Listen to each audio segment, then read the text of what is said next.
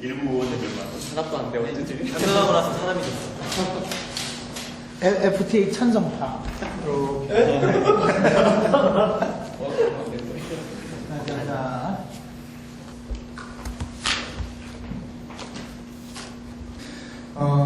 저는 우선 주장이 군권형, 좀 삐뚤어졌네요. 군권형 대통령제, 제왕적 대통령제 문제점 해결. 자, 이 문제입니다. 지금 우리 사회의 어떤 대통령제라고 하는 시스템이 보시게 되면은, 대통령이 모든 걸 사실 국민들은 기대를 합니다. 대통령이 모든 걸 다 해결해 줄 것이라고 생각하고, 모든 하나의 권력 구조에 대통령에게 집중이 되어 있습니다. 정치학자 모리스 리베제가 이야기하기를 정치라는 것은 이제 칼로 싸우는 것이 아니라 말로 싸우는 것이다라는 유명한 말을 하고 있는데 이 말은 무슨 말이냐? 결국 정치라고 하는 것은 대화와 타협을 통한 정치의 문화를 만들어가야 한다는 것입니다. 그래서 상생을 해야 한다는 것이죠. 근데 우리 사회의 대통령제라고 하는 것은 지금 국가 원수이자 대통령은 동시에 행정의 수반입니다. 행정권을 장악하고 있고 또 집권당의 당수입니다. 따라서 국회 입법원까지 지금 대통령이 장악을 하고 있습니다. 지금 이명박 대통령이 지금 치아에서 나타나고 있는 여러 가지 현상들을 보셔가지고 잘 이해하실 수 있을 겁니다. 하지만 원래 우리의 헌법의 이념이라고 하는 것은 사실 대화와 타협의 이념들이 있습니다. 유진호 박사가 만들었던 우리 이제 재헌헌법 초안을 보게 되면 우리는 원래 의원내각제에다가 양원제 시스템을 채택을 하고 있었습니다. 근데 하지만 현행법 제도라고 하는 것이 이제 상공화국 이후로부터 이제 변질되기 시작했고 대통령제의 총리가 결합되어 있는 하나의 형태로서의 시스템들이 죄송한데 마이크가 너무 울려. 예. 마이크 안 쓰는 게 좋겠어요. 예. 결합을 합니다. 근데 이 현행법에 있는 총리제도라고 하는 것은 이 지금 어떤 내각 책임제, 의원 내각제에서 규정하고 있는 총리제도와는 변질된 형태입니다. 우선 총리 자체가 실질적인 내각을 구성할 수 있는 힘이 없습니다. 총리는 하나의 여러 가지 개천권을 가지고 있지만은 내각을 구성하는 어떤 내각 구성원들에 대한 제천권을 가지고 있지만은 실질적으로는 거의 대통령이 지금 행사하는 구조입니다. 그리고 실질적인 내각을 구성할 수 있는 힘이 총리에게 마찬가지로 없습니다. 이러면서 전혀 대통령의 권한을 갖다 현재 총리제도로서는 국무총리제도로서는 대통령의 권한을 제한할 수가 없습니다. 따라서 지금 OECD 국가, 30개 국가 중에서 5개 국가를 제외하고 미국, 멕시코, 한국, 폴란드, 프랑스 이 5개 국가를 제외하고는 의원 내각제를 채택하고 있고 실질적인 내각제를 채택을 하고 있습니다. 이런 대통령의 제왕적 권력이라고 하는 것이 실질적인 부패를 생산을 합니다. 이건 지금 미국식 대통령을 수입한 여러 나라들에서 공통된 현상이고 이 문제에 대해서 국민들은 대통령의 임기 종료를 기다리는 것에 대한 해결책이 없습니다. 그리고 대통령이 어떤 제왕적 권력을 차지하기 위해서는 집권 경쟁이라고 하는 이 대통령이라고 하는 강한 권력을 차지하기 위해서 무제한 투쟁이 될 수밖에 없고 여기에 따라서 국민들을 분열시키는 이런 하나 여러 가지 정치 형태가 상생의 정치가 아닌 서로 상살의 정치가 계속되고 있다는 점을 먼저 지적하겠습니다. 이런 문제로서 제왕적 대통령제 쪽으로 군권형 대통령제를 제안을 하는 것입니다. 네. 결론. 군권형 대통령제는 제왕적 대통령제를 막을 수가 없습니다. 왜냐하면 우리가 흔히 말하는 제왕적 대통령제는 제가 이루어지는 정치 구도는 여대 야소 구도에서 이루어지는 겁니다. 대통령과 의회 다수당이 같은 정당이 이룰 때 대통령은 강한 권력을 갖습니다. 이명박의 측근 비리와 각종 의혹에도 혹시 버틸 수 있는 힘은 의회 장악에서 나오는 겁니다. 의회를 장악했기 때문에 행정부에서 원하는 법안을 통과하고 원하는 정책에 대한 예산을 집행할 수 있는 겁니다. 만일 군권형 대통령제에서 여대 야소의 상황을 상상해 보십시오. 대통령 국민의 대표이고 행정부를 장악하는 국무총리는 대통령의 명령을 잘 수행하는 한 식구입니다. 총리가 의회를 장악하여 보다 견고한 친정체제를 대통령이 구축할 수 있는 제도입니다. 반면 여소야대의 상황을 생각해보면 여소야대 상황이 이미 국회와 대통령 간의 힘의 균형, 견제가 일어나는 구조입니다. 이미 대통령 힘을 견제할 수 있는 구조가 마련된 상황에서 군권형 대통령제를 도입할 정도로 심각한 문제는 아니고 매우 시급한 문제는 아니라고 생각합니다. 이상입니다.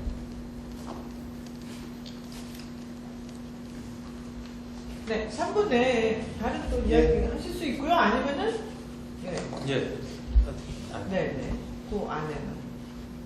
상대방이 반박을 안 하고 저희가 또 말할 수 있거든요. 그럼요. 다른 사람이. 자유롭게 일반인 토론이라고 생각해요. 예. 저도 깜빡이를 뒤바꿔 하시죠. 아니 근데 그거를 이제 기회를 주면 하는 거고. 그죠? 아니, 상대방이. 기회는 주지 않겠습니다. 원래 다른 거는 한 번 더. 그러면 때로는 그렇지 않습니까? 뭐 아니 그거 아닌데요. 알았습니다. 뭐 저도 한마디 드리자면요.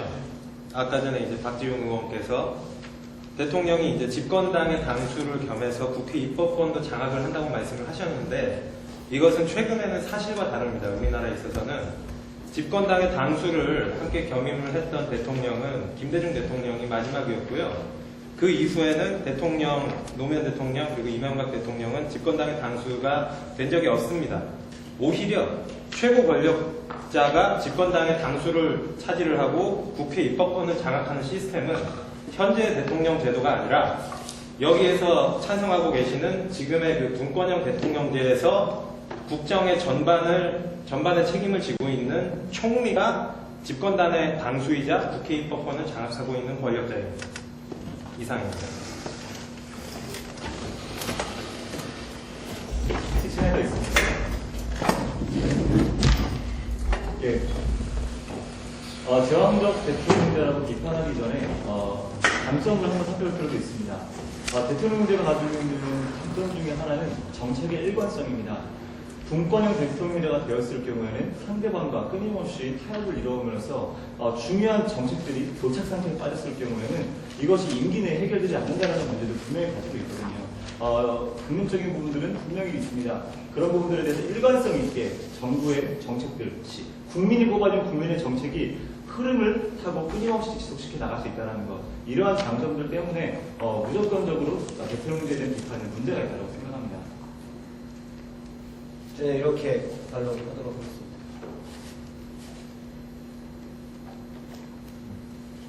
네. 끝나셨나요? 네. 네. 예. 자, 그러면 이번에 반대측 첫 번째 발언.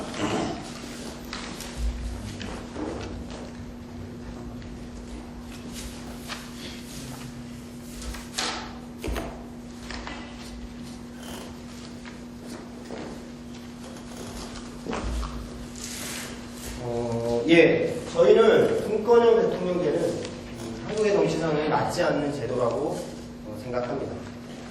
2월 25일 2012년 총선이 48일 남은 현재 국회의원들은 아직까지 선거구를 획정하지 못했습니다. 민주통합당과 새누리당은 끊임없이 대결하고 통합진보당과 민주통합당은 경쟁합니다. 호남과 영남이 싸우고 수도권과 지방이 치열하게 경쟁하고 있습니다. 한국의 정치는 정책적 의제로 싸우지 않습니다. 정치인들은 자신들의 권한과 이익만을 위해서 싸웁니다. 그리고 각 정파의 이해관계에 얽히고 설켜 있습니다. 분권형 대통령제를 한국 현실 정치에 바로 적용하면 대통령과 총리 간의 격돌이 예상됩니다. 대통령은 국민의 대표성을 강조하고 총리는 국회의원의 대표임을 내세워 물러서지 않는 소모적 논쟁에 전국은 혼란에 빠질 겁니다. 분권형 대통령제는 정책에 대한 건전한 비판이 가능할 때 정착시킬 수 있습니다. 다른 당의 관점을 본래의 의도대로 이해하고 신뢰할 때 그때서야 이루어지는 제도입니다. 국민의 의식 수준은 높습니다. 대한민국. 그러나 국민을 대의하는 정치인들의 의식 수준이 낮기 때문에 분권형 대통령제는 2012년 대한민국에는 맞지 않는 제도라고 생각합니다. 이상입니다. 말씀하신 내용들은 정치 의식이 낮고 국민 의식이 높아서 이러한 분권형 대통령제가 안 된다라는 건데 오히려 그렇기 때문에 이런 것들을 관리할 수 있는 시스템이 있습니다. 정치 의식이 높다라면 굳이 복잡한 시스템 도입 관리 없이 정치인들의 정책 배경하고 정치인들에게 각자 자기 권한 나눠가지고 권한 내에서 행사하면 되는데 그게 잘 안 되니까 제도적으로 강제를 하려고 하는 거고 가뜩이나 낮은 정치인 의식이 말씀대로 하면 낮은 정치인 의식이 낮은 정치인들이 대통령이 돼서 모든 정권을 다 휘두르니까 문제점이 생기니까 이러한 문제를 제도적으로 해결해보자. 이거는 이제 핵심입니다. 판단하겠습니다. 좀 전에 얘기하신 거에서 대통령과 총리의 격돌이 예상된다는 부분은 시스템을 얘기하는 부분에서 국가 정책 시스템 구조를 고민하는 부분에서 매우 인간적인 관계를 끌고 가는 부분에 좀 저는 조금 달리 생각할 부분이 있다. 그러나 굳이 그렇게 얘기하시겠다면 프랑스 사례를 보시면 프랑스 사례 같은 경우는 정보정보를 하면서 좋은 관계를 유지하는 경우가 있습니다. 한 개인 간에도 갈등이 있다시피 분명 갈등은 있었지만 거기에서 보시면 국방부라든가 외교권에 관해서는 서로 선을 긋는다든가 이런 부분에 제도를 두어서라도 있었던 사례가 있기 때문에 저는 좀 전에 얘기하신 부분에 대해서 좀 생각이 좀 다르지 않나, 좀 틀리지 않나 그런 생각이 듭니다. 저 말씀을 드리면 사람보다는 항상 제도의 개선이 먼저 우선이 돼야 됩니다. 제도의 실기라고. 총리와 지금 대통령제가 격돌한다라고 하는 부분이 있는데 여기 지금 그 배분된 자료만 봐도 아시겠지만 총리가 전적으로 권한을 행사하려고 하면 의회에서 선출된 걸로 끝나야 합니다. 근데 그 대통령이 그 하원에서 제적 과반수로 선출된 총리를 임명하는 구조이기 때문에 그 대통령의 이념적 지향 아무리 다른다고 하더라도 이상한 사람을 뽑을 수는 없는 겁니다. 근본적으로.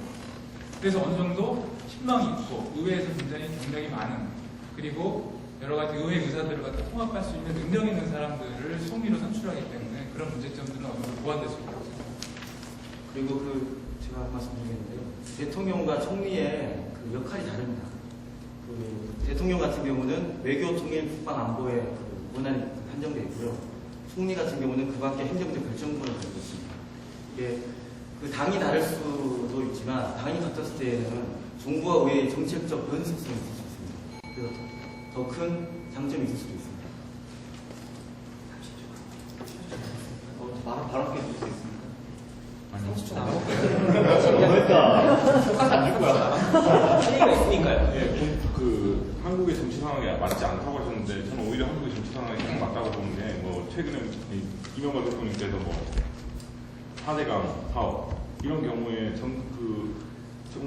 국민의 여론과 아무 상관없이 계속 추진을 해나갔잖아요. 근데 분권형 대통령제가 되면은 어떤 이런 정책 사업에 있어서 여론의 투의를 봐가면서 사회 파업을 접을 수 있는 여지가 생깁니다. 네, 그것 때문에. 네, 좋습니다. 자, 찬성표 두 번째 발언.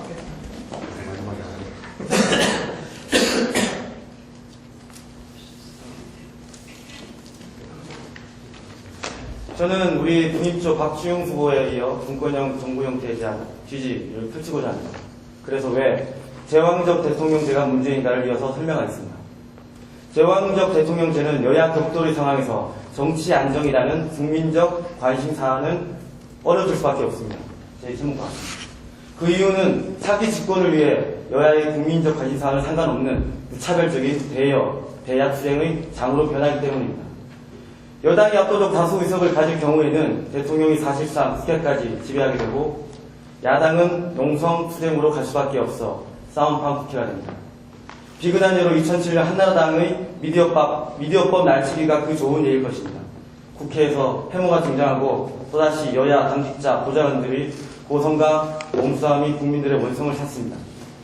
이러한 제한적이며 권위적인 대통령제의 문제는 과거 한나라당, 민주당 모두의 문제였습니다. 요소 야대일 경우에 대통령제 아래서는 실질적 연정이 불가능하기 때문에 의원 빼오기를 하지 않는 이상 야당이 정부의 발목을 잡을 때 국정은 표류할 수밖에 없어서 정치 안정은 기대하기 어려운 것이 현실입니다. 정치의 도덕성이 있다면 의원 빼오기는 불가능한 일이겠지만 지난 우리 정치 역사에서 여대 야소를 위해 90년 노태우 정부의 3당 합당과 15대 총선 이후 김영삼 정부의 의원 빼오기 같은 일이 비일비재했음을 우리는 인지하고 잊지 말아야 할 것입니다.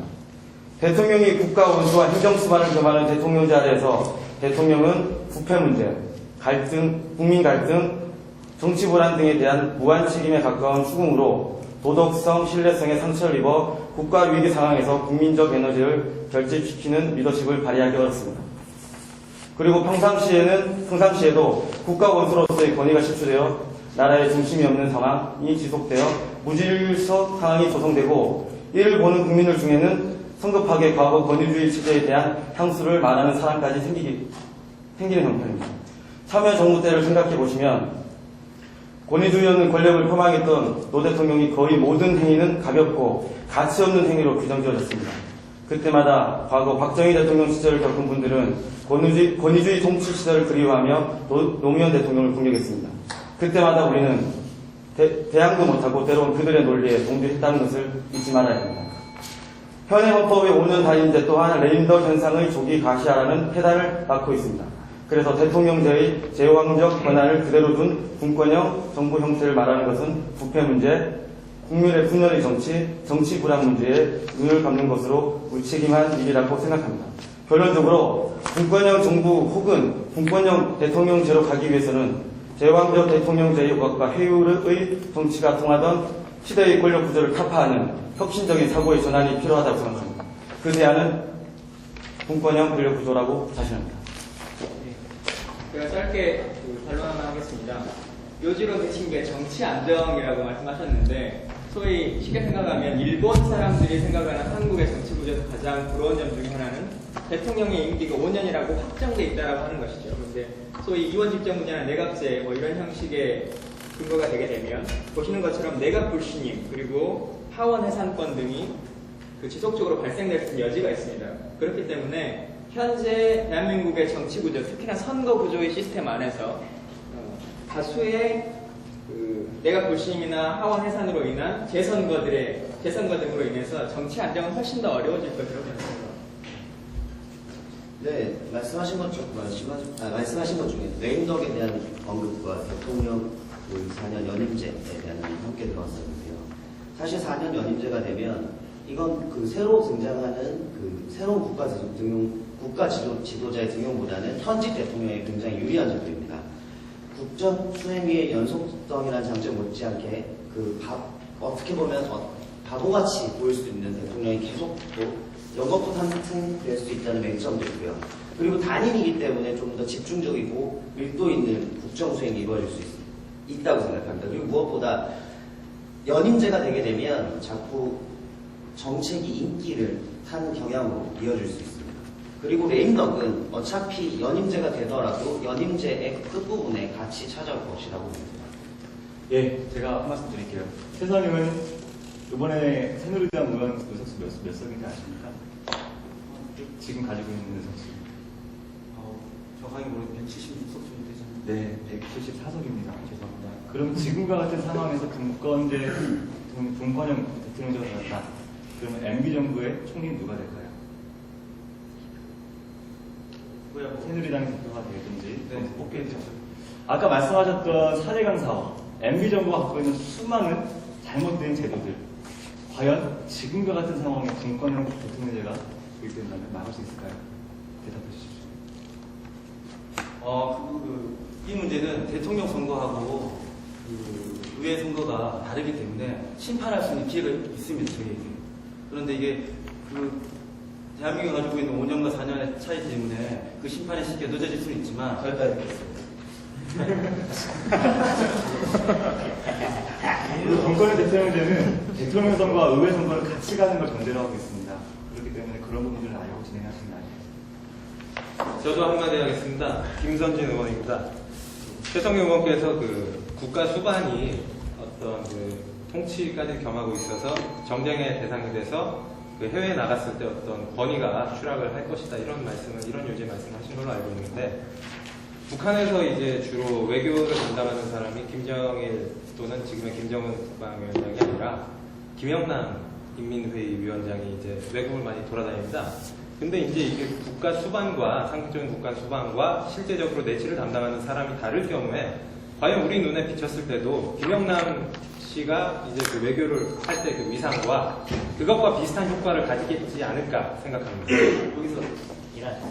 3분 끝났습니다. 네, 밴데츠 두 번째 발언. 네.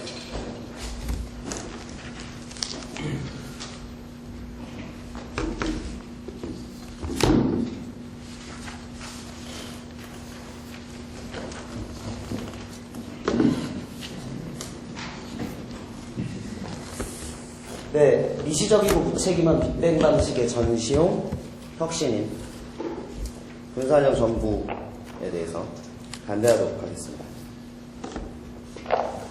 현재 우리가 누리고 있는 헌법은 1987년 10월 27일 93.1%의 찬성률이라는 압도적인 국민의 동의를 받고 제정된 헌법입니다. 미디어 리서치에서 실시한 여러 결과에 따르면 36.3%가 현행의 대통령제를 지지하고 있습니다. 또한 의원 내각제와 의원 집정부제의 경우 각각 12.4% 그리고 4.2%가 지지하고 있습니다. 즉 아직 우리 국민들은 대통령제에 대해서 더 신뢰하고 있고 보편적인 이해를 하지 못하고 있는 시점입니다. 시골에 가면 어르신들이 많이 계십니다. 장년층들도 많이 계십니다. 이런 분들이 보통 나라님이라고 호칭을 하고 있습니다. 그러면 이번 집정부제가 되면 이분들이 부르는 나라님이 과연 총리가 돼야 합니까? 대통령이 돼야 합니까? 아주 작은 호칭 하나에서부터 여러 가지 불필요한 혼란들이 야기될 수 있습니다. 그런데 이런 어르신들께는 재교육을 하기도 쉽지 않습니다. 그 교육 비용도 만만치 않고 그러한 사회 문화를 형성하는 것도 단시간에 해결될 일은 아니라고 생각합니다. 성공한 분권형 정부 형태를 가지고 있다는 프랑스도 굉장한 그 변혁 안에서 이번 집정부제를 들여올 수 있었습니다. 독일의 경우 바이마르 공화국, 1차 세계대전 직후에 바이마르 공화국이 들어서면서 총리와 대통령이 서로 눈치를 보고 서로 강하게 발언할 수 없었기 때문에 국민들은 혼란을 느끼게 되고 혼선을 느끼게 되었습니다. 이후에 등장한 강하게 이야기하고 마치 옳은 것처럼 보이는 그를 맹목적으로 신뢰하게 되었으며 그것이 바로 지금 우리가 얘기하는 나치 정권이 되었습니다. 우리나라에서도 크게 다르지 않았던 부분이 있었습니다. 윤보선 대통령 시절 장면 총리와 의견 충돌이 있었고 이런 정국이 교착 상태에 들면서 다시 또 우리는 박정희라는 독재를 맞이하게 되었습니다. 독일 그리고 우리의 과거 경험에서 보듯이 정부 형태를 바꾸는 것은 굉장히 큰 정치적 변혁이 함께 되어야 됩니다. 즉 정치만 바뀐다고 될 것이 아니라 사회 문화적인 변화도 함께 돼야 된다고 생각합니다. 성공한 분권형 정부라고 칭해지는 프랑스 역시 1980년대 동거정부 구성으로 국정 비효율성이 국가적인 문제로 부각이 되었고 그 때문에 정상 외교 현장에까지 총리와 대통령이 같이 나가는 재미있는 현상까지 볼 수 있었습니다. 그리고 이들 역시 20년간 운영을 하면서 2000년에 다시 이에 대한 개헌을 하였고 즉 우리보다 성숙한 민주 시민 의식을 가지고 있다고 말하는 그들 역시 시행착오를 겪고 20년의 경험을 가지고 다시 안정화된 것입니다. 저는 절반 이상의 권력을 총리에게 무작정 주고 다시 볼맛 터질 문제들이 불보듯 뻔한 지금의 혁신이라는 미명으로 포장되어 보여주기에 급급하게 제시된 빅방 방식의 전시용 정책인 세미 대통령제에 찬성할 수 없습니다. 예, 생각이 나셨습니다. 그 여론조사 이야기를 하시는데요. 그 공론화시키지 못한 상태에서 그거를 여론조사하는 것은 문제가 있다고 생각하거든요. 예를 들면 밥만 맨날 먹는 사람한테 짜장면 한 번도 안 먹어본 사람한테 짜장면 먹을래, 밥을 먹을래 하면은 당연히 사람들이 밥을 먹겠다고 하지 짜장면 먹겠다고 하겠습니까? 그러니까 그런 거하고 비슷한 여론조사라고 생각하거든요. 그래서 적절한 근거는 아니라고 봅니다. 그 국민의 인식 때문에 그 현행 대통령제를 고수해야 된다는 식으로 말씀하신 것 같은데 분권형 대통령제에게는 국가 위기 상황에 대비할 수 있는 필요하고 충분한 권한이 이미 주어져 있습니다. 여기서 주목할 점은 분권형 대통령제는 국회 비리가 발생하기 쉬운 외정 분야를 내각이 맡고 있고 정쟁으로부터 소연할 수 있기 때문에 국민들의 신뢰를 잃는 권위 추락 없이 일관되게 국가 위기 상황에 대비하는 외교 안보에 일관성 있게 전념할 수 있도록 한 겁니다. 알제리 군사 쿠데타로 정부 요청에 의해서 정계 복귀한 드골의 수상은 분권형 대통령의 권한이 미국 대통령이 절반에도 미치지 못하지만 강파적 이익에 초연한 지위 때문에 미국 대통령보다 질적으로 더 강력하게 외교 안보와 비상 국정에 수가적으로 대처할 수 있었던 겁니다. 이거를 학자들은 지적하고 있었고요. 프랑스의 상황이 이를 실증한다고 저는 보고 있습니다.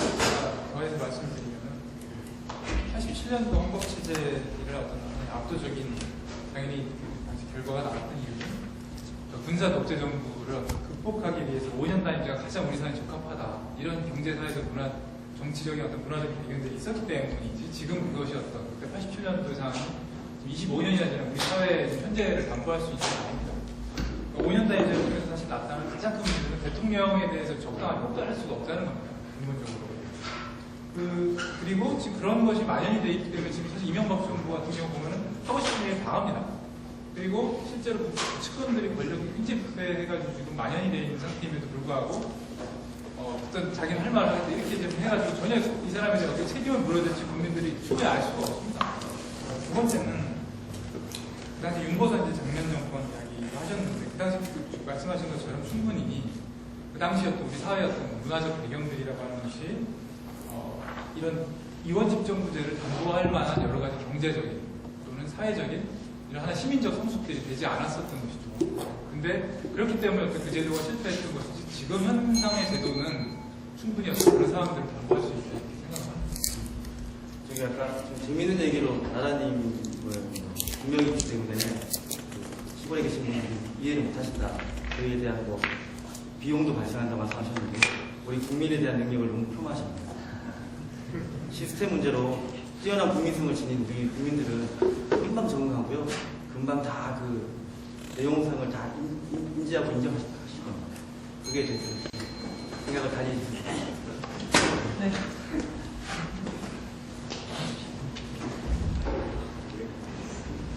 뭐 수기 시간 쓸 수 있습니다.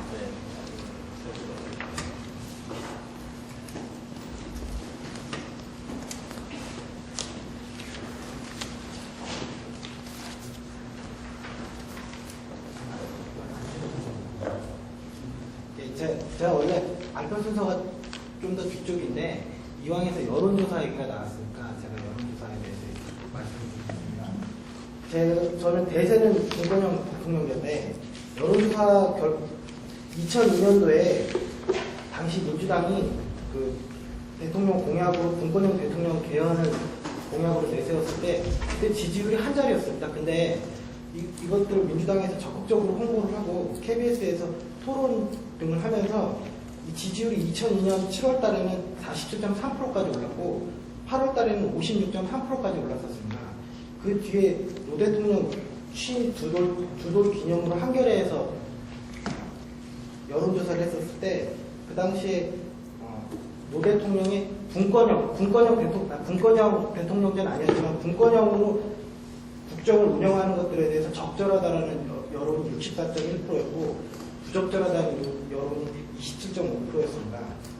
그리고 이명박 정부 들어선 이후에 중앙일보에서 43주년 창간 43주년 여론조사를 했었을 때 그 당시에 전 국민들이 우리나라 현실에 가장 적합한 제도로서 꼽은 게 분권형이 39.0%로 1등이었습니다. 그리고 내각 책임제가 33%나 순수 대통령제가 24.7%.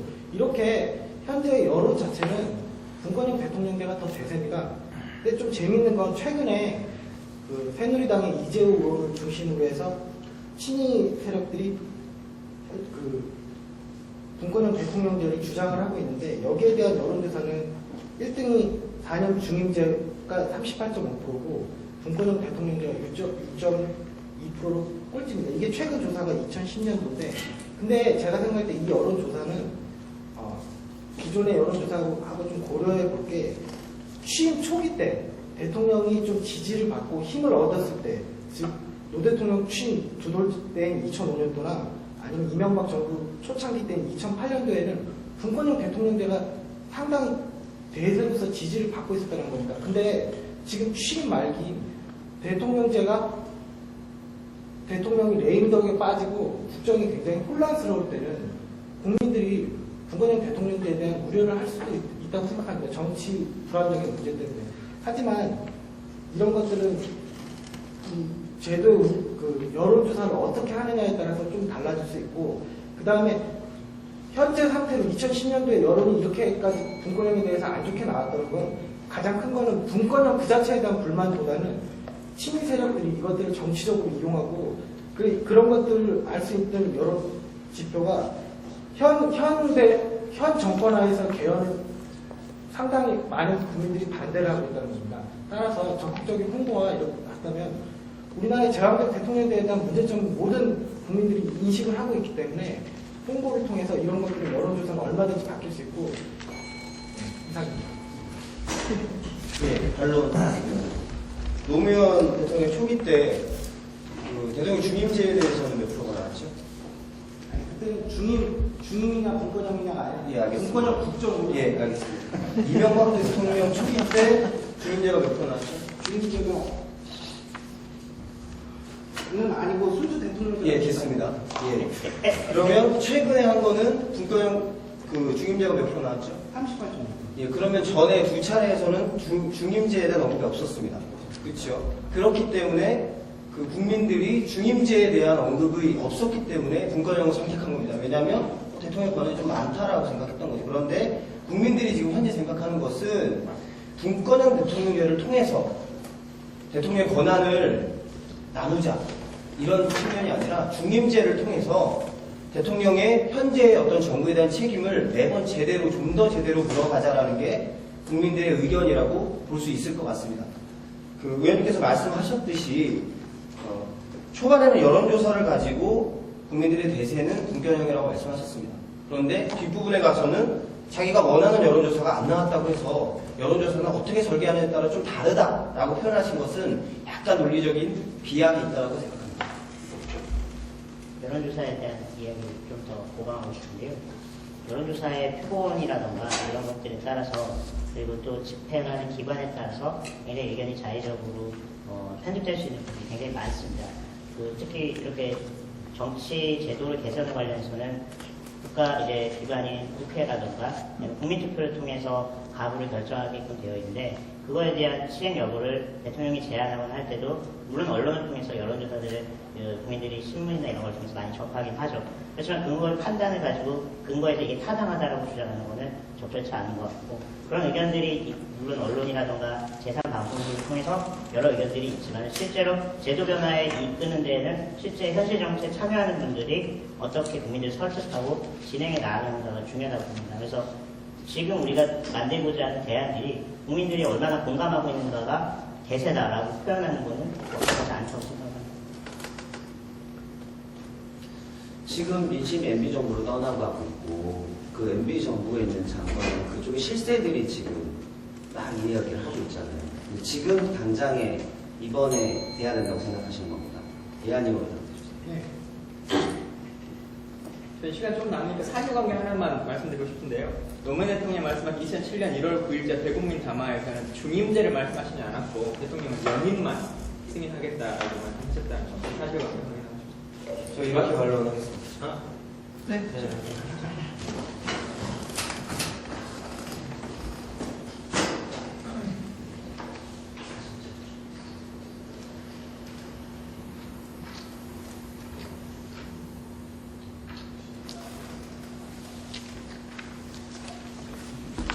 제왕적 대통령제요. 제왕이 무엇을 의미합니까? 국왕이나 나라의 황제를 의미합니다. 왜 현재 상권분립 및 철저한 대한민국에서 제왕적 대통령제 폐해라고 하면서 분권제를 들고 나오시는 건지 저는 그 원인부터 파악을 해야 된다고 생각을 합니다. 지금 우리나라는 민주주의 국가입니다. 대한민국의 모든 권력은 국민으로부터 나온다고 헌법기관에도 명확히 되어 있습니다. 그렇다면 집중된 권한이 강화돼서 부작용을 일으키는 대통령의 권한을 입법부에다 몰아주는 것은 상권분립 원칙에서 위배되는 거죠. 오히려 입법부의 권한을 더 높여주는 거지. 이것이 분권형을 통해서 사건분립을 철저히 지키고 또 국민들이 민주주권을 행사하는 데 있어서 효율적인 대안이라고 볼 수 없다고 생각을 합니다. 그래서 저는 이 내용, 그 세미 대통령제 세부 내용을 보면은 총리가 내치를 담당하고 대통령은 외치를 담당하면서 실질적인 대내외 권한을 총리가 의회 앞에 장악하는 좀 더 입법부가 강해지는 결과를 초래한다고 분석을 했습니다. 때문에 대안을 내자고 하자면은 총리는 오히려 외치를 담당하고 대통령은 내치를 담당하는 게 적절하다고 생각을 했습니다. 여러분들이 지금 고민하는 것들은 권력이 너무 집중되기 때문에 이걸 좀 더 개선하자는 의미 양쪽 다 같은 의견을 갖고 있을 거라고 생각합니다. 그래서 솔직히 찬반에 어젯밤에 많이 고민하신 여러 의원님들께서 고민을 하실 때 이 부분을 좀 더 개선했으면 좋겠다라는 아이디어들을 많이 냈을 거라고 보는데요. 대통령 직선제라는 건 우리 민족이 굉장히 많은 희생을 통해서 얻어낸 고귀한 가치입니다. 국민이 직접 정치를 할 수 있는 그런 환경이 되지 않기 때문에 국민의 대표가 국민의 대의성을 가지고 정치활동을 하게끔 만든 것이 대통령 직선제인데 예를 들어서 보편적 복지를 추구하는 우리 민주당이 대통령에게 뜻을 모아서 국민들을 위한 정치를 해달라라고 얘기할 때 대통령이 외치를 담당하고 있다면 이걸 누구한테 얘기해야 할까요? 다수당인 한나라당이 선택적 복지를 추진한다고 한다면 총리라던가 의회 권력이 그렇게 간다는 데에 따라갈 수밖에 없는 겁니다. 반대로 FTA나 독도 문제 같은 경우에도 총리가 외치를 담당할 경우에는 크게 문제가 없습니다. 왜냐하면 다수의 의견, 또 소수 정당의 의견들이 다양히 논의되는 과정에서 총리가 함부로 본인의 의견을 관철할 수 없기 때문입니다. 그렇지만 지금 이명박 대통령처럼 마치 본인이 다 운전을 하는 것처럼 미친 듯이 차를 몰고 가는 그런 결과를 초래하게 되면은 FTA라든가 독도 문제, 뭐 멀게는 핵 문제라든가 아니면 대양 해군 문제라든가 여러 가지 문제에서 대통령의 주관이라든가 대통령의 자질만 가지고도 마음대로 국정이 왔다 갔다 할 수 있는 그런 안 좋은 결과를 초래할 거라고 생각을 합니다. 제가 사실관계 때문에 그 새헌법 조문안위원회 지금 저희가 가지고 있는 자료의 바탕에 따르면은 외치를 지금 분리하자는 건 아닙니다. 그러니까 무슨 말씀이냐면은 지금 맨 세 번째 페이지를 보시면 아시겠지만 외치와 외정 자체를 구분하는 현대사에서 거의 지금 불가능한 상황이다.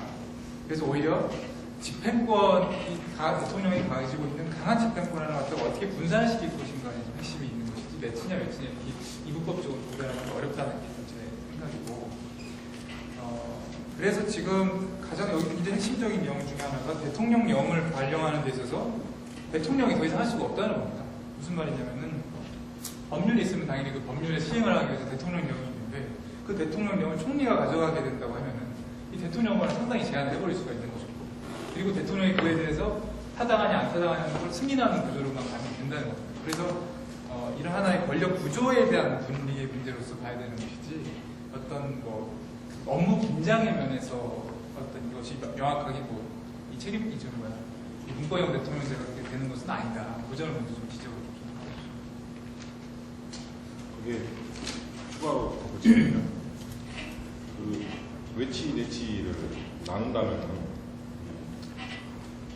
지난 참여정부 때 10차 남북공동선언을 했음에도 불구하고 굉장히 의미가 퇴색돼 버린 게 그 참여정부가 계속해서 어떤 그 내치에 관한 문제로 흔들렸기 때문이라고 보거든요. 이렇게 분권형 대통령제가 시행이 된다면은 어떤 그런 부분과는 별개로 그 대통령은 계속 통일과 외교 안보 부분에서 자기 일을 흔들리지 않고 수행할 수 있을 거라고 생각을 합니다. 그래서 이렇게 분권형 대통령제가 필요하다고 생각합니다. 그리고 제가 한 말씀 드리면 지금 입법부하고 행정부와 간의 경계가 무너지고 상권 분립이 제대로 되지 않는다고 하는데 역사적으로 상권 분립은 국왕의 권력을 견제하기 위해서 국민이 뽑은 국회가 국왕과 상호 견제를 통한 그런 것들을 통해서 상권 분립이 나온 건데 현재와 같이 대통령도 국민이 뽑는 민주정부 하에서는 국회나 대통령이나 전부 다 민주적 정당성을 갖고 있기 때문에 이 둘 간에 확연하게 분립이 되고 상호 견제하기가 어렵습니다. 오히려 현대사회의 그런 대다수, 정말 대다수의 나라들의 사례들을 보면 대부분 다 입법부하고 행정부 간의 긴밀한 그 공조를 통해서 정책을 해결하려고 하지 완전한 분리가 없습니다. 한 가지만 덧붙이면 아까 얘기 나왔거든요. 저희 측에서 여론에 아까 잘못된 표본 조치에 관해서 얘기를 드렸던 오히려 그걸 저희 측에 있는 식으로 수범진권의 제시가 있는데 그렇게 하시는 것은 조금 모순이 아니라 소지가 되셨어요. 네. 네 번째. 우리 중간에 2분만. 2분. 예. 네, 좋습니다. 2분. 이렇게 벌어진 거야. 우리가 벌어진 거야.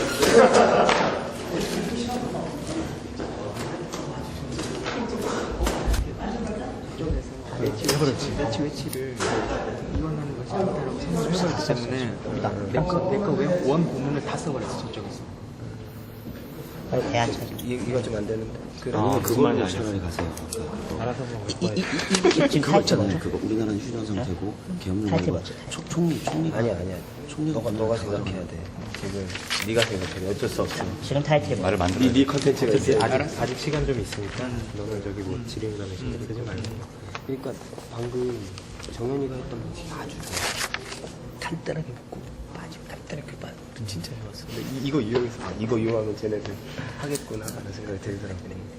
그렇게 좀 하자. 근데 정현이 정도까지는 깔끔했는데 형은 너무 좀 치졸했어. 치졸했어. 치사 빤스. 나 좀 치사했어. 좀 너무 과했어. 구태. 그랬어? 정치적 워딩이 머릿속에 계속 복잡해져요. 준비하지 않아서. 그러니까 50분만 나도 하고 싶은 마음도 있는데 작전상의 문제에서 우리 갈 때는 우리 얘기를 충분히 전달해야 되는 거예요. 저기서는 우리 할 때 무조건 잘라버리잖아. 그거는 새누리당 그러지 마. 이쪽에 뭐라 할 거야. 내가 그런 식으로 아주 많이 배우셨다고 내가 말할 거예요. 어디서 그런 거 배우시는지 모르겠다고. 그러니까 평가니까 그런 식으로. 근데 우리는 그런 구태한 모습은 좀 안 보였으면 좋겠어요. 네, 그렇습니다. 그러면. 정치인들 따라하는 이런 모습 보지 말고. 다음 순서는 누구가 어떻게 할까요? 그냥 순서대로 지금 제가 갈까요? 아니면 일단은 제가 빠진 거니까 이제 일단은 진경 씨는 무조건 끝에 가야 돼. 끝에 가야지. 네, 지금 가야 되니까. 일단 이 순서대로 제가 할까요? 네, 제가 할까요? 네, 그리고 제가 통일했다고.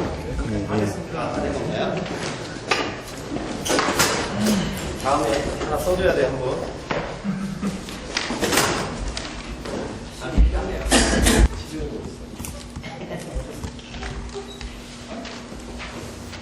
네, 저는 대선 중심의 대통령제와 선거 개입 모순 해결 방안에 대해서 말씀드리도록 하겠습니다. 현행 대통령제는 국가 원수로서의 권한과 함께 행정 수반으로서 행정권 그리고 집권당에 대한 강력한 영향력으로 사실상 입법권까지 행사할 수 있는 그런 구조가 됐습니다. 국회는 대통령 선거를 위해서 국민을 위한 의견을 소통하고 같이 교류하는 장이 아니라 정쟁의 장이 되어버리고 말았고, 의원들은 대선을 준비하기 위한 선거 운동원으로 전락하게 됐습니다. 때문에 국회의원은 국민의 관심에서 멀어지게 됐고, 우수한 국회의원 선출이 사실상 어렵게 되는 상황입니다. 그렇지만 내각제에서는 우수한 국회의원 선출에 온 힘을 모으게 됩니다. 자연스럽게 많은 잠재적 리더십들이 배출되게 되고, 준비된 리더십들이 의원으로 실제로 임용하게 됩니다. 아까도 말씀 나왔지만 그 중에서 아주 우수한 의원이 또 총리 역할까지 하게 되니까 국정의 안정까지도 피할 수 있겠습니다.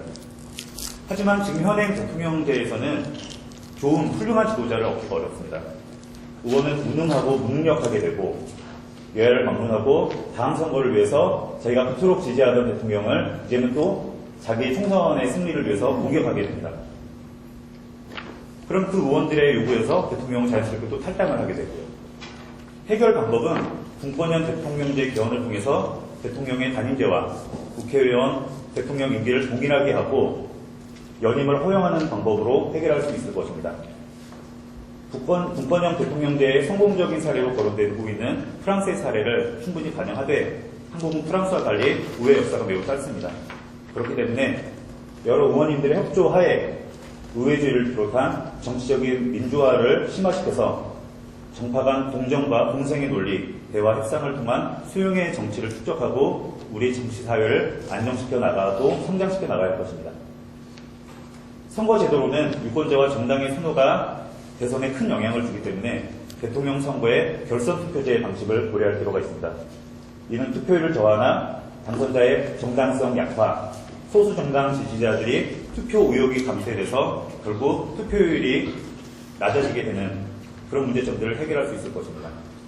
다만 결선 투표제 도입이 프랑스와 같은 성공만 있는 게 아니라 중남미와 같은 혼란을 야기할 수도 있기 때문에 의문투표제도 한번 고려해볼 방법이라고 생각합니다. 이상입니다. 결선 투표제 시행을 할 경우에 선거 비용이 2배로 들 가능성이 매우 큽니다. 그리고 대통령제가 없어지고 내각제를 좀 강화하면요, 아까 말씀하신 것처럼 대통령은 모든 국회의원들이 대통령 선거운동원으로 활동한다는 것이 오히려 역전이 돼서 300명의 대통령 선거운동원이 늘어나는 결과를 초래합니다. 왜냐하면 어떤 국회의원이나 총리가 돼서 국가 권력을 장악할 수 있기 때문이죠. 그래서 권력의 집중면에서 봤을 때는 오히려 분산을 했을 때 더 많은 폐해들이 발생할 수 있을 그런 부작용이 굉장히 크다고 생각합니다. 김선진 의원입니다. 박정석 의원께서 말씀하신 내용 중에 분권형 대통령제를 했을 때 그 수상이 우수한 국회의원 선출에 온 힘을 쏟을 가능성이 있다고 말씀을 하셨는데, 저는 이 부분은 근거가 좀 많이 박약할 뿐만 아니라 오히려 이 역행을 할 가능성이 훨씬 크다고 생각을 합니다. 내정을 담당하는 총리를 그 당에서 선출하는 일본의 경우에는 그 수장이 그 우수한 국회의원 선출에 힘을 쏟기보다는 자신이 수상이 되기 위해서 자신의 말을 잘 들을 만한, 그리고 그런 사람들은 필연적으로 우수할 수가 없습니다. 왜냐하면 우수한 국회의원을 뽑게 되면 자신의 말을 안 들을 것이기 때문에 자신의 말을 잘 들을 만한 무능한 국회의원 선출에 오히려 온 힘을 쏟을 그런 개연성이 훨씬 더 크다. 그리고 현재 우리나라 주요 정당에서는 대부분 대권과 당권의 분리를 제도화하고 있습니다. 새누리당도 마찬가지고 민주통합당도 마찬가지이기 때문에 현행 대통령이 그 어떤 자신의 그 거수기를 위한 국회의원을 뽑는 것에는 여러 가지 지금도 한계가 존재하고 있다, 이렇게 생각을 합니다. 발의하신 분께 질문하겠습니다. 대통령 선거는 몇 년에 한 번이죠? 5년에 한 번 하고 있죠. 지금 아시다시피 대선 중심의 대통령제다. 5년에 한 번뿐인 대통령제, 나머지 4년 이상의 시간을 모두 다 선거에 집중한다고 생각하시는지 되묻고 싶고요. 그리고 그렇게 선거에 몰입하면서 국정의 에너지를 소모하고 있다라고 보는 관점도 좀 개선하는 내는 데 있어서 출발점이 좀 왜곡되지 않는 그렇게 생각을 합니다. 답변드려도 되나요? 묻고 싶다 하셨는데. 여기까지 네. 그냥 하셔도 되는데. 제 발표가 자, 됐나요? 자, 네 번째 발언. 네.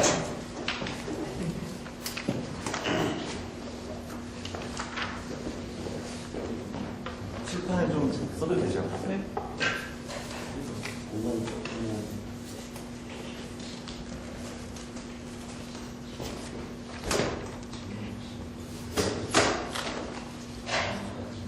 네, 안녕하십니까. 저는 반대측 발언을 맡은 신정현입니다. 제가 지금부터 부르는 숫자가 뭘 의미하는지 한번 들어봐 주십시오. 151대 81, 148대 67, 148대 98, 169대 79, 151대 97, 174대 89. 뭘 의미하는지 아십니까? 역대 여야. 역대 여야의 의석수를 말하고 있습니다. 자, 우리나라의 현실을 보겠습니다. 한국의 권력 구조는 어떻게 되어 있습니까? 바로 지역을 기반으로 하여서 지역 기반의 정치를 펼쳐나가고 있습니다. 이러한 정치 행태를 통해서 현재 다수당을 차지하는 것은 지난 11대 국회부터 지금까지 17대 국회 열린우당을 제외하고는 늘 항상 영남을 기반으로 한 한나라당, 과거 민정당이라고 말할 수 있습니다. 이러한 상황 속에서 여러분들이 그토록 말하는 권력의 분권과 상호 견제를 이루고 책임 정치를 이룰 수 있는 이 좋은 제도, 분권형 대통령제를 과연 성공시킬 수 있을까요? 저는 어렵다고 생각합니다. 먼저는 우리나라가 가지고 있는 권력 구조에 대한 문제를 해결하는 것이 가장 중요하다고 생각합니다.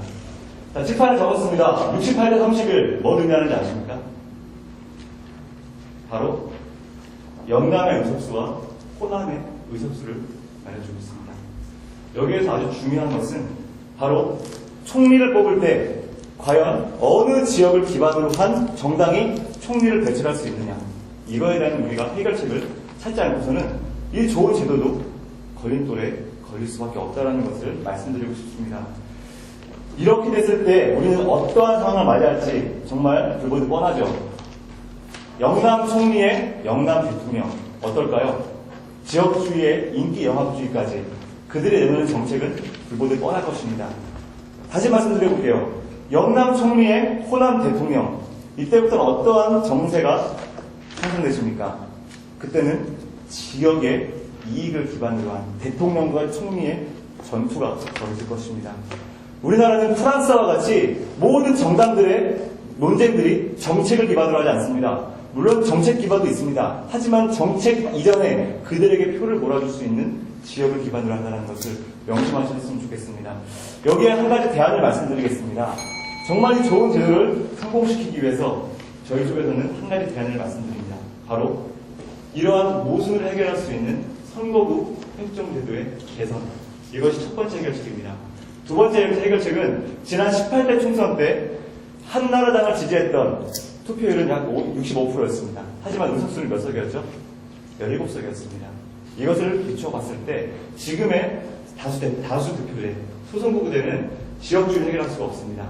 비례대표제들을 기반으로 했을 때에는 이러한 문제를 충분히 해결함으로써 조금은 더 분권형 대통령제의 갈 수 있는 우리나라의 권력 구조의 변화를 만들어낼 수 있을 거라고 생각합니다. 이상입니다. 제가 말씀하신 그 개선 방안, 선거제도를 개선하고 비례대표제를 확산시켜서 이 영남 총리에 대한 부분들을 충분히 해소할 수 있을 것 같은데요. 그 거기에 대한 답을 미리 말해주신 것 같은데요. 그걸 통해 가지고 그렇게 적용이 되게 되면은 영남의 총리가 발생하지 않을 것 같습니다. 예, 그러면 그걸 준비하고 해야 되니까 그 시간은 지금이 될 수 없는 거 아닌가요? 저희가 바로 기안 들었습니다.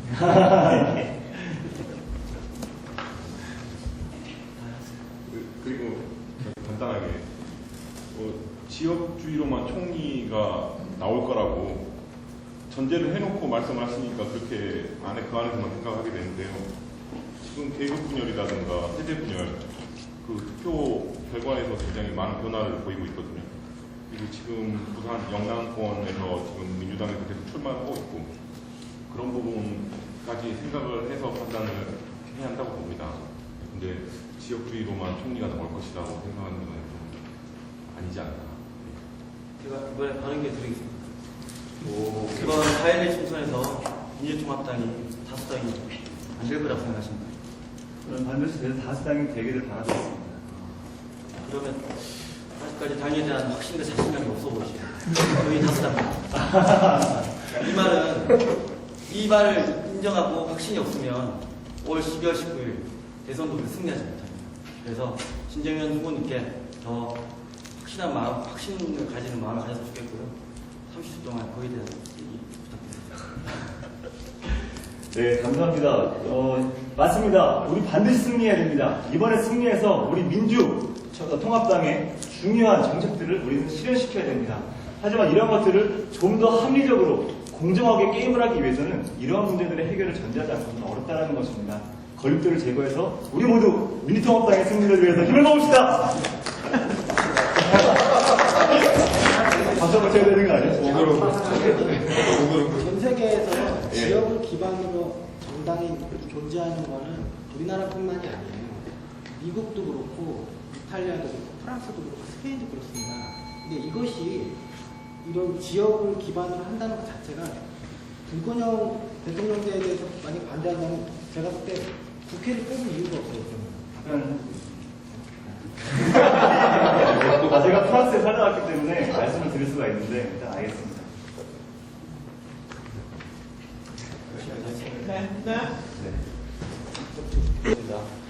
정치를 한다면 아무래도 국민적인 바로 즉각적인 피드백이 오는 현실도 중요하겠지만 거시적인 악목을 제시할 필요가 있다고 봅니다. 과연 그런 부분에서 현재 대통령제가 적합한가? 이 체제로 가자고 말하지만 그렇게 되지 않았다고 분명히 반대를 하실 여지가 있지만 얘기 드리겠습니다. 급변하고 있는 국내의 정치 환경에서 통일시대를 지금 대비하고 있는 상황에서 개헌을 미룰 수 없는 국가적 과제입니다. 통일 이후에 불가피하게 겪어야 할 후유증을 최소화해야 된다는 것입니다. 국력을 낭비를 방지하고 심각하게 이질화되어 있는 남북의 중미 동질성 회복에 가장 적합한 정부 형태가 도래가 필요한 것입니다. 바로 이 부분에서 전 분권형 대통령제가 답이 될 수 있다고 생각합니다. 통일 이후에 닥쳐올 정치사회적 혼란을 감안한다면 무엇 내각제보다는 대통령제 내각제를 요소를 가미한 절충형 정부 형태가 우리가 선택할 가장 바람직한 형태인 것입니다. 물론 이 과정에 많은 문제가 있겠지만 이건 해결해 나갈 과정이라는 것입니다. 대통령제는 집행부가 안정적이고 능력적이라는 일반적인 장점에도 무엇보다 우리에게 50여 년간 지속해서 익숙해온 제도라는 점에서 대단히 매력적인 제도입니다. 그래서 그에 대한 이야기를 하고 계신 거고요. 우리가 수십 년을 겪어왔기 때문에 제도의 장단점을 충분히 잘 알고 있고 그 대처 방법도 체득하고 있다는 점은 무엇과도 바꿀 수 없는 장점입니다.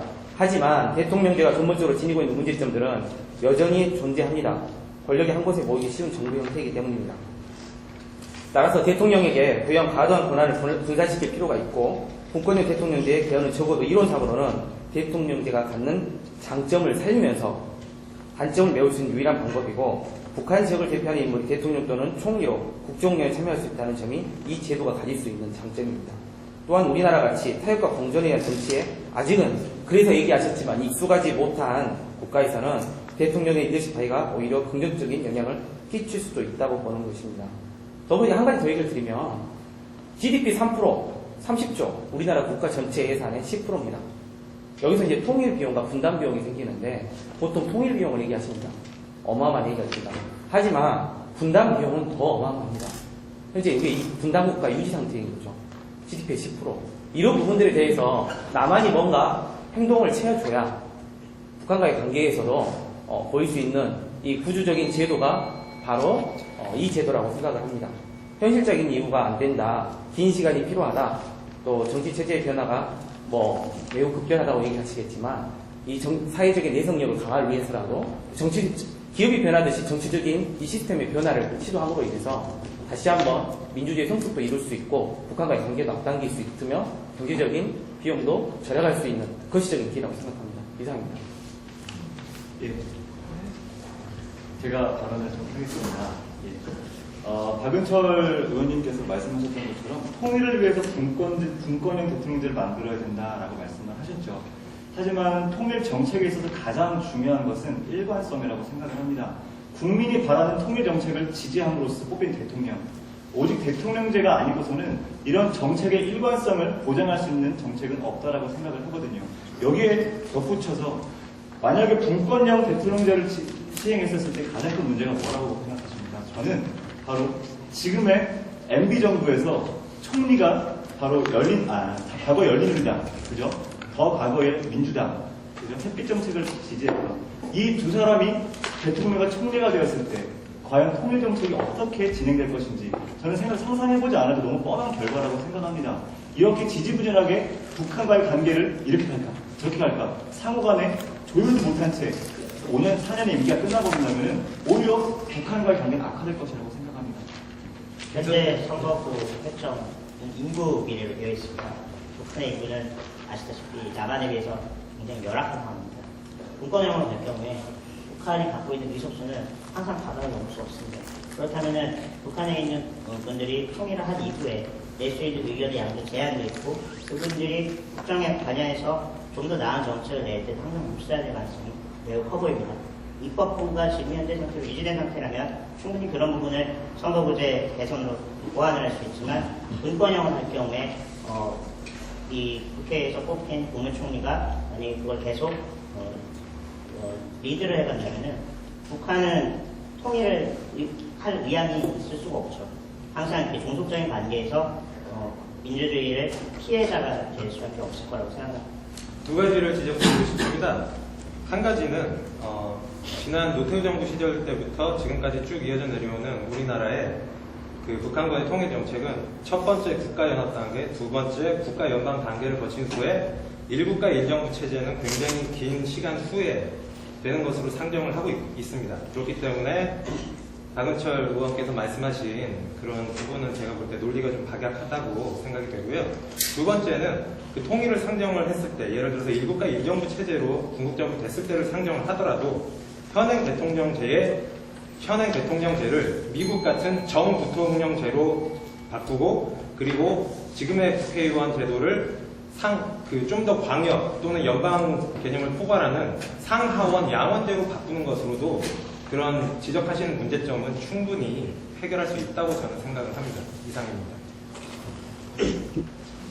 잠깐 저희도 수기 시간이 있으니까 2분 정도. 수기 2분? 네. 3분 남았다. 우리도 반박의 기회 좀 주세요.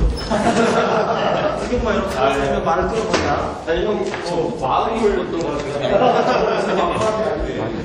이제 제가 지금까지 빠뜨린 것들을 다 반박을 해야 되는데 종합적으로 방금 그 통일문제 어떻게 이 다음 반박 때 얘기하세요. 아니, 왜 우리가 준비한 거를 안 하죠? 왜 우리가 준비한 걸 잘 안 하고 다른 걸 계속 하지? 아니, 그러니까 동서정부 얘기를 안 해. 그러니까 쟤들 핵심은 못 찾는 위안은 무슨 선거구제로 자꾸 되는 그러니까 같은 말을 계속 여섯 명씩 계속 돌아가면서 보이니까 농도가 그러니까 저쪽은 중심을 잡고 그 얘기를 좀 해요. 오히려 이게 문제가 아니고요. 구체적인 문제를 얘기를 해야 잘 되는 모르시는 똑같은 말을 계속하고 지금 당장 안 된다 이런 말만 하는데 첫 번째 좀 기회를 주시고 제가 할 말이 있어요. 할 말이 있는데 지금 중심이 뭐냐면 모든 얘기가 사람 중심의 이렇게 제도적인 구조의 관점이 아니라 사람 중심의 구조로 예, 그렇게 질문을 들어오니까 우리는 어차피 흔들거든요. 그러니까 우리는 제도적으로 봐서 당연히 동고정부 얘기가 나오죠. 지금 우리 이제 발표는 진경 씨밖에 안 남았으니까 진경 씨가 좀 그 부분을 좀 짚어줘요. 이거는 사실 동고정보가 최대 문제점인데 이거에 대해서 반박이 들었죠. 왜 반박을 안 해요? 이거에 대한 변증을 오냐고. 시간을 우리가 아니 얘기하겠다. 근데 그렇게 말하면 안 되니까 왜 같은 말을 이렇게 돌아가면서 거의 똑같은 식으로 하느냐. 그러니까 우리는 이렇게 주제를 둬가지고 각자가 근데 이런 반복 때 우리가 좀 빨리빨리 한 번이라도 말을 해주고 진경 씨가 좀 여유롭게 갈 수 있게 그걸 해주는 게 우리가 중요하고 이건 반박으로 해요. 진경 씨 준비했던 것들 얘기를 하는 거 그게 안 돼요. 그게 좀 나을 것 같아요. 네, 그냥 편하게 가세요. 역할이 커요. 우리가 반박으로 하나, 둘, 셋. 화이팅! 다시 위로. 위로? 하나, 둘, 셋. 화이팅!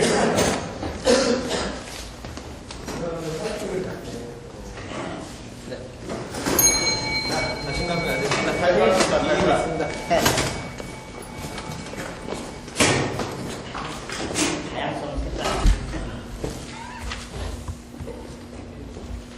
예, 개광진 의원입니다. 제가 말씀드리고 싶은 제왕적 대통령제의 개선을 위해서 폐왕제 총리제로 전환할 것이냐에 대한 문제입니다. 아시는 것처럼 현행 헌법은 87년 체제에서 5년 대통령의 5년 단임 직선제를 선출을 위한 국민의 욕구를 통해서 만들어졌습니다. 그리고 25년이라는 시간이 흘렸고 25년 기간 이후에 시민의 정치의식과 그리고 사회 구조들은 많이 변동이 됐죠. 그래서 지난 17대 국회부터 많은 논의가 있었습니다. 내각제로의 논의, 의원 집정제의 논의, 그 외에 세미 대통령제, 여러 가지 논의들이 있었는데 제가 지금 드리고 싶은 말은 지금 이 자리가 법률 구조를 논의하는 토론회 장이 아니라 상임위 회의장이라고 하는 것이죠. 저희한테 주셨던 조문을 가지고 저는 좀 얘기를 하고 싶은데 통상적으로 지금 논의 구조가 조금 버벅거리고 있는 것이 뭐냐면 논점 자체를 내각제 자체 우리가 통상적으로 얘기하는 의원 집정부제로 논의를 할 것이냐와 주셨던 조문 내용으로 논의를 할 것이냐와 조금 혼동이 돼가고 있는 것 같습니다. 특히나 우리가 통상 일반적으로 얘기하고 있었던 의원 집정부제 같은 경우는 내치와 외치를 분리한다라고 하는 규정이 있었고 근데 주셨던 조문에 보면 7조에 내치와 외치를 구분하지 않고 집행부에게 모든 권한을 위임한다라고 되어 있습니다. 다시 말하면 통상 우리가 생각하고 있는 외치의 대표적인 권한인 외국에 대한 선전포고권도 집행부에게 있고 내치의 가장 큰 강한 권한이라고 할 수 있는 계엄령의 권한도 집행부에게 현재 이 법률안은 가지고 있는 것이죠. 그리고 법안 내용에서도 보면 상원과 하원으로 양당제 구성을 하겠다라고 저희한테 제안을 해주셨습니다. 그런데 양당제에 대한 논의는 현재 논의되고 있지 못하고 있는 것 같고 아직까지 우리나라 구조에서도 양당제를 바로 시행하기에는 좀 문제가 있지 않겠느냐라고 하는 생각을 갖습니다. 다시 말씀드리면 이미 대통령제, 소위 제왕적 대통령제라고 하는 그 권한이 있다라고 하는 것은 일정 정도 동의할 수 있습니다. 근데 그 권한을 그 용어가 다른 총리라고 하는 이름을 빌려서 폐왕적 총리에게 있는 권한을 그대로 옮기는 것만이 능사일 수 있겠느냐. 사실 저는 그 부분에 있어서 동의하기 좀 어렵다라는 말씀을 드리고 실제적으로 여러 가지 지금 현재 논의가 되고 있지만 저희에게 제시해 주셨던 이 조항상의 세미 대통령제에 대해서는 좀 더 숙고할 필요가 있고 특히나 헌법이나 이런 법률 조항 같은 경우는 사소한 자구 하나의 문제에 있어서도 큰 차이를 이루어내는 것이기 때문에 보다 디테일한 준비가 더 필요할 것이라고 생각합니다. 이상입니다. 용어 사용하는 부분에서 좀 문제를 지적을 하면은 원래 이원 집정부제라든지 세미정부제라든지 이런 것도 다 혼동해서 쓰는 개념인데 보통 디베리즈 같은 사람들이 준 대통령제라고 표현하기도 하고 또 최근에 이제 그 분권형 대통령제라고 하는 표현을 쓴다고 해서 어떻게 보면은 매치냐 외치냐 어떤 구별의 기준이 있어서 그런 문제는 아닌 것 같고 다양하게 학자들 사이에서 혼동해서 쓰는 개념인 것 같습니다. 그 점을 지적을 하고 총리적 폐왕제 그러니까 폐왕적 총리에 대한 문제점 지적을 하시고 계신 것 같은데 그 총리의 권한을 갖다가 통제할 수 있는 것이 바로 대통령입니다. 근본적으로. 그러니까 아까도 말씀을 드렸지만은 대통령 자체가 총리를 임명하는 권한을 지금 이 개헌 논의에서 그러니까 이 세헌법 조문화위원회에서 논의를 하고 있다는 거죠.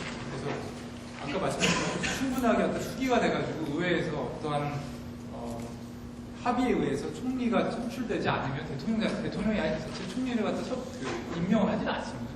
그런 상황에서 지금 태왕적 총리가 나왔을 때 이번에 조금 논의가 좀 나가신 주장이십니다. 그래서 그 점에 대해서 지적을 드리겠습니다.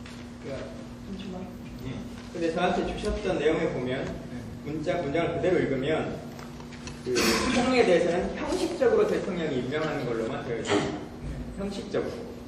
이 형식적인 임명 자체가 불권형의 핵심이죠. 왜냐하면 의회 다수파, 의회에서 총리가 실질적으로 선출이 되는 거고 대통령이 임명되는 거고, 그다음 총리에게 권한이 집중이 하더라도 대통령은 내각 구신임을 통해서 총리를 해임할 수가 있습니다. 사실상 해임할 수가 있습니다. 그거랑 현재와 같이 대통령이 막 자기에게 그 독재 제왕적으로 권한을 휘두르더라도 아무런 대통령을 견제할 수 있는 장치가 없는 거랑은 다르죠. 제가 생각할 때 태양적 총리라는 걸 전혀 볼 수가 없다고 생각합니다. 네. 지금 보면 조문에 집행권에 속하는 것으로서 헌법의 대통령령으로 권한으로 규정된 것 외에는 총리와 내각의 권한으로 한다는 규정이 있습니다. 이 말을 다시 말하면 뭐가 되냐면 옵트인과 옵트아웃은 다릅니다. 서로에게 동등한 권리를 딱 나눠주는 것과 한 사람에게 이만큼 있는데 넌 이만큼, 나머지는 다 내 거. 그리고 이 나머지 다 내 거를 계속 총리가 더 가져갈 수 있습니다. 그래도 문제가 안 되는 거죠.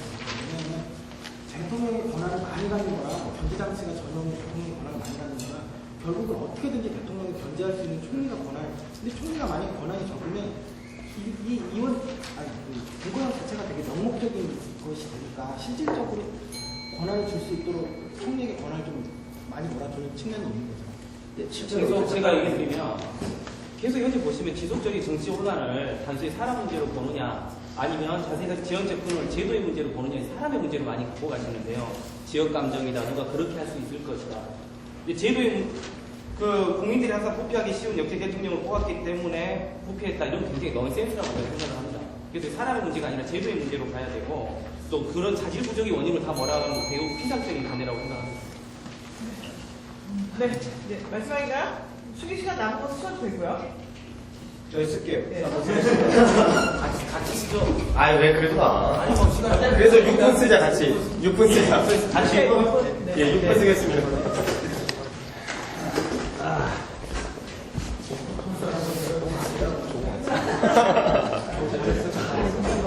그리고 사실 이제 내 말이 좀 버벅거리긴 했는데. 이때까지 일부러 끝까지 아무도 얘기 안 한 거잖아요. 여기잖아요, 결정타로. 뭐가? 선생님이 이제 하실 거. 형이 이제 뭐 우리가 마지막이죠. 우리가 마지막. 형이 마지막. 뉴클리어 밤에. 반박 못 나오게만 하면. 재밌네. 이게 주고받는 것도 되게 재밌다. 되게 재밌네. 그러니까 네거티브가 너무 좋아. 아, 저는 확실히 이공인가 봐요. 저는 머릿속에 막 그런 거밖에 안 나오는 거예요. 아까 옵트가 뭐 그런 말 하면 아무도 몰라. 그러니까 저도 딱 말하면 멋진 영화인 거야. 있어 보여. 있어 보여. 많이 있어. 빅벤 얘기하면서 저건 보여줘도 모르잖아 무슨 얘기인지. 우리도 모르잖아. 무슨 얘기지? 아니 장점을 살려야지.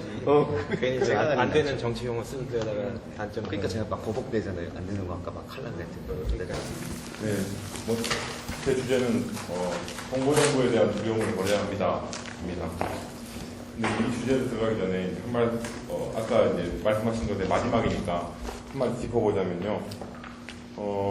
안지훈 의원님께서 말씀하신 제한적 대통령제가 문제가 아니라 여대 야소가 문제다라고 하셨어요. 제가 보기엔 여대 야소만 문제가 아니라 여소 야대도 문제거든요. 네. 그러니까 그 말 자체가 굉장히 본질을 호도하고 있다고 생각을 해요. 왜냐면은 지금 우리는 계속 논의 안으로 끌어들이려고 하는데 논의 밖에서만 계속 저희를 공격하시고 있거든요. 갑자기 선거구제라는 굉장히 작은 미시적인 이야기를 꺼내시면서 저를 공격하고 또 민주주의, 선거 비용이 많이 들기 때문에 뭐 결선은 안 된다라는 식의 지금 우리 지금 논의의 내용과는 전혀 상관없는 이야기를 계속 공격을 하세요. 그래서 좀 논의 내용을 끌어들이려고 지금 주제를 이렇게 잡았습니다. 그리고 김영웅 의원님이 말씀하신 그 결선 투표 같은 경우에는 비용이 많이 들기 때문에 안 된다 그 말씀도 민주주의라는 것은 원래 느리고 돈이 많이 드는 제도입니다. 그러니까 합의라는 것을 도출하기 위해서 굉장히 돈을 많이 들이거든요. 근데 그 돈이 많이 들기 때문에 하면 안 된다는 것은 민주주의 하지 말고 독재 하자라는 말이 성립이 될 수 있는 좀 위험한 말이라고 생각합니다. 제가 이 주제에 가장 그 중요한 키워드가 동거정부라고 생각을 합니다. 그러니까 이 동거형 대통령제, 분권형 정부가 가지고 갈 수 있는 위험성은 요소야대가 됐을 경우에 이 동거정부가 될 수 있다는 점, 이 내용인데요.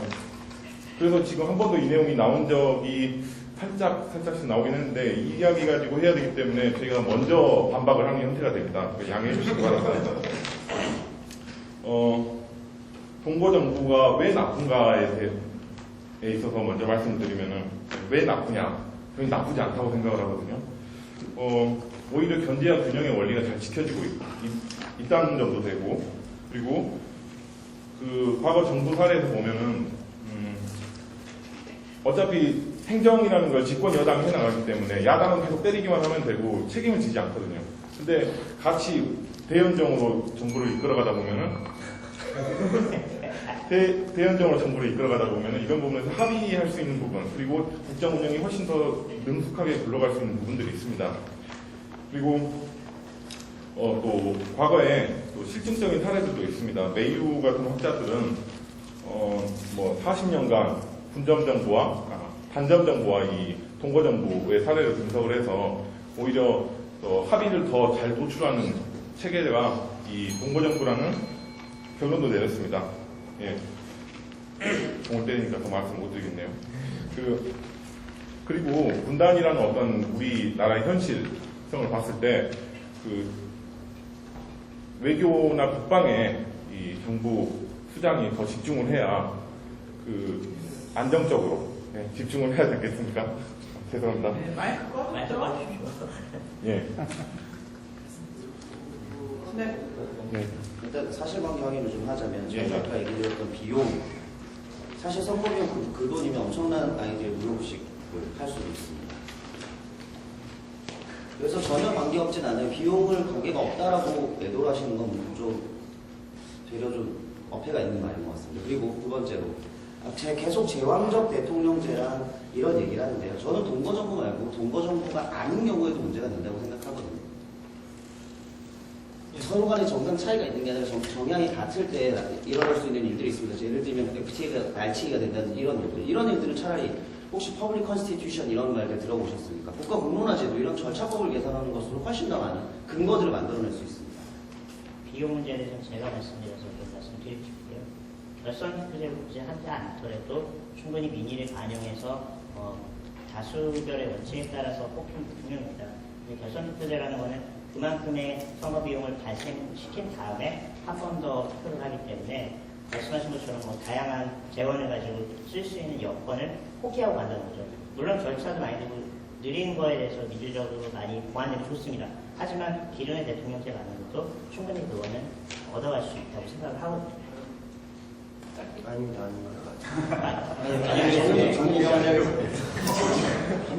동거정부에 대한 두려움을 버려야 한다고 말씀하셨는데 저건 이제 감정적인 문제일 것 같고요. 현재 대한민국 상황을 보면 소위 대연정도 이루어지지 않고 있는 상황에서 동거정부라고 하는 것이 될 것인가라고 하는 얘기를 드리고 싶고, 또 동거정부 얘기를 하면 통상적으로 그 잘 되고 있는 프랑스에 대한 예만 생각하시는데 통상적으로 국가가 겉보기 좀 약소하긴 합니다만 2003년에 스리랑카 같은 경우 동거정부로 인한 내전 확산 아주 큰 문제가 된 동거정부의 가장 안 좋은 점의 예로 두고 있죠. 그러니까 실제적으로 이걸 감정적인 문제가 아니고 대한민국의 현실 정치 안에서 지켜봐야 되지 않겠느냐라는 생각 같습니다. 저희들이 궁극적으로 얘기하고 싶은 건 이런 겁니다. 현재 우리가 가지고 있는 시스템으로 현재 소위 제왕적 대통령 또는 대통령의 강한 권한을 분산할 수 있는 구조가 충분히 있음에도 불구하고 큰 시스템의 분권형 대통령제의 변화는 좀 시기상조 아니냐 이런 논리입니다. 그래서 위에 말했던 그 한국 정치사에 맞지 않는다 등등의 이야기를 하는 겁니다. 한 가지 더 말씀을 드리자면 분권형 대통령제만이 과연 견제와 균형의 원리를 만들어낼 수 있는 제도냐, 저는 미국에서도 이걸 좀 찾을 수 있을 것 같아요. 미국은 우리와 같은 대통령제입니다. 하지만 한 가지 다르죠. 연방제를 가지고 있어요. 각 연방의 주지사들이 내치를 하고 있습니다. 오바마 대통령은 거기에 따라서 외교, 국방, 안보에 많은 집중을 하고 있죠. 이걸 통해서 내치는 그 주지사들을 통해서 충분히 하고 이걸 통해 상호가 협력하고 또 견제할 수 있는 시스템도 분명히 가능하거든요. 근데 꼭 저것만이 대통령제의 대안이다. 저는 그것은 아니라고 생각합니다. 네. 자, 마지막? 예, 맞아요. 마지막 봐요.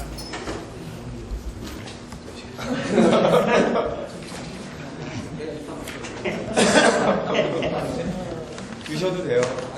따뜻하게 얘기할게요.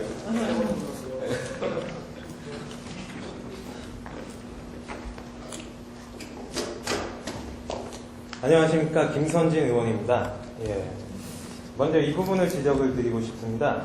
이 찬성 측에서 저희한테 주신 이 김선태 교수의 안을 보면 이 안은 분권형 대통령제라고 보기보다는 오히려 분권형 내각제라던가 아니면 분권형 총리제라고 봐야 마땅한 그런 제도라고 생각을 합니다. 근데 저는 개인적으로 생각을 할 때 이런 제도는 지금 현재 우리 국민들의 민의를 따르지 않는 현 정치 그런 문화와 체제를 봤을 때 제왕적 야합 정치로 귀결될 가능성이 굉장히 크다고 생각을 합니다.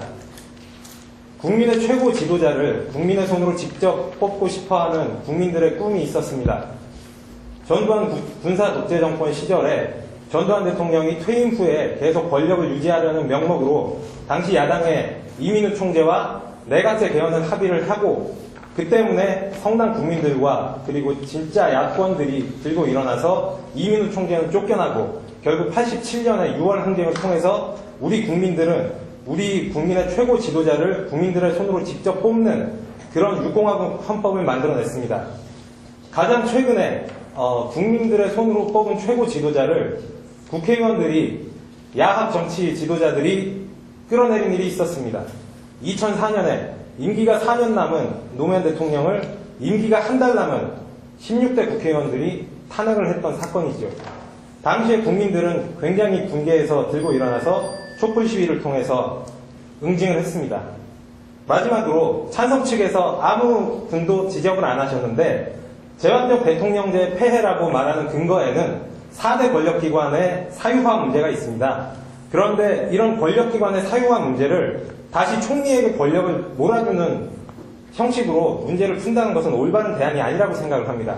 오히려 이 권력기관의 개혁 또는 4대 권력기관의 방송통신위원회까지 더해서 5대 권력기관의 장들을 국민들이 직접 선출을 하는 이런 직접 민주주의의 강화나 시민 민주주의의 강화가 오히려 지금의 대통령제의 폐해를 극복할 수 있는 진정한 대안이라고 생각을 합니다. 이상입니다.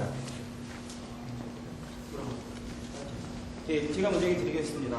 독일 헌법학자 레벤슈타인이 비스틱 대통령제는 미국 이외의 국가로 한 발짝 수출되는 순간 죽음의 키스로 변한다고 했습니다.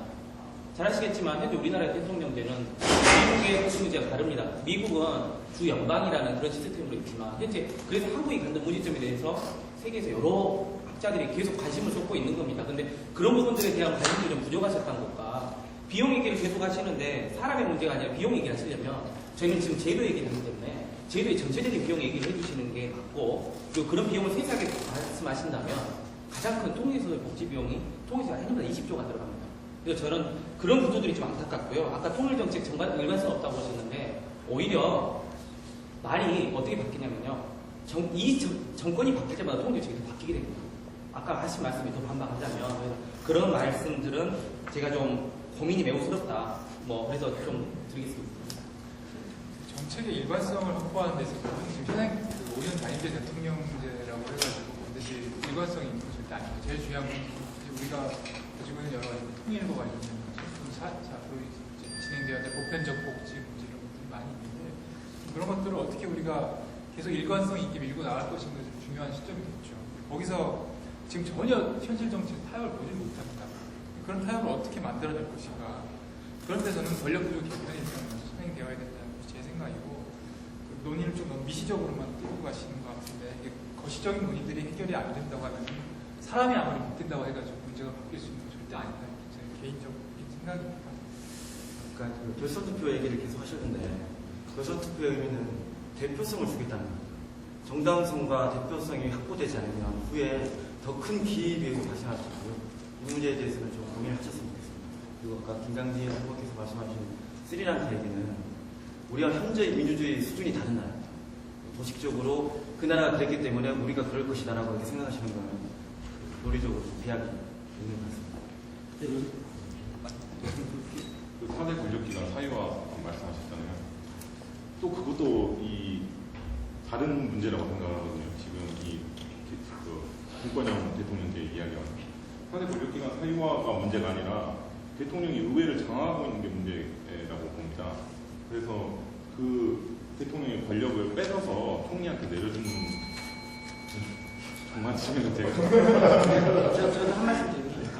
그 연방제에 대해서 얘기했는데 우리나라에서 분권형 대통령제를 정착시키기보다 미국과 같은 연방제를 적용시키기가 현실적으로 더 어렵습니다. 왜냐하면 우리나라 1000년 이상 중앙 집권적인 국가였고 미국은 출발부터 13개 식민지가 독립전쟁을 해서 탄생한 나라고 그렇기 때문에 연방제가 더 해결책이 되겠다. 이거는 좀 어렵다. 오히려 그게 더 현실적으로 어렵지 않아요. 네, 수고하셨습니다.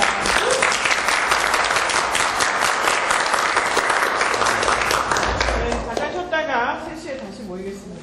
악수해야 되는 거 아닌가요? 나중에 악수 안 하고.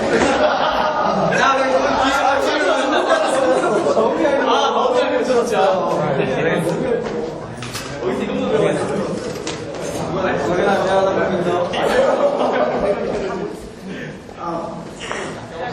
네가 좀 상당히 생각이 진짜 양미가 맞아. 강진이가 나 지금 속사 나 아니 강진이가 나한테 그러더라고. 뭐랬냐면 왜 약간 치료를 보였대. 내가 너무 치료를 아니 왜 약장수란 말 이해를 못했는데 어디 알았어? 누가 이제 맨날 잘했어.